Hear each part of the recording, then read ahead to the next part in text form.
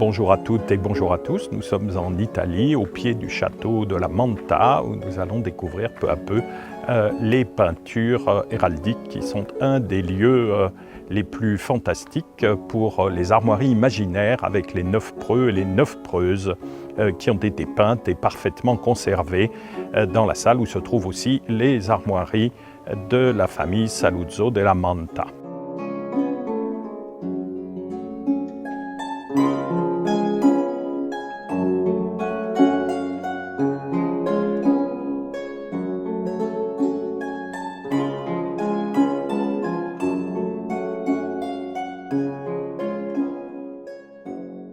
La vaste cheminée qui se situe à l'extrémité de la salle dite baroniale porte les armes du commanditaire Valerano Saluzzo, d'argent à un chef d'azur au chevron de gueule brochant.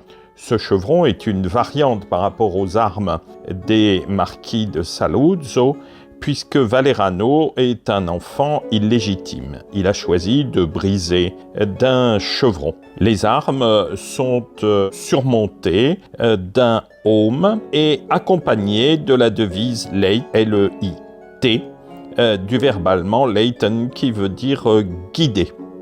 Tous les éléments héraldiques donc de la fresque, comme le hou ou les écus Saluzzo della Manta, signale la présence de Valerano, qui par ailleurs se fait représenter à droite de la cheminée sous les traits d'Hector de Troie. Ce programme de fresques nous présente 9 preux et 9 preuses, identifiés en bas par des vers en ancien français qui narrent leurs exploits et situent les personnages dans l'ordre chronologique.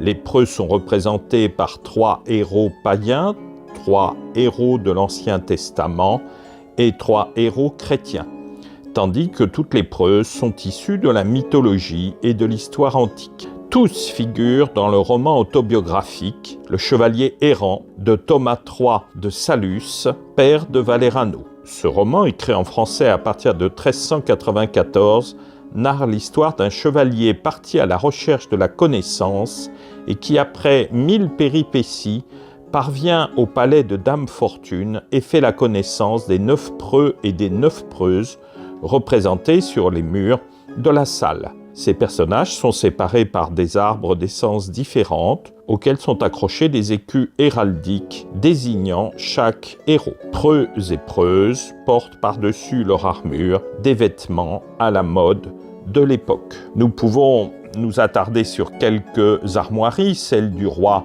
Arthur d'azur à 3 couronnes d'or, celle de Charlemagne avec son mi-parti d'Empire et de France, et enfin le célèbre Godefroy de Bouillon qui porte les armes du royaume de Jérusalem.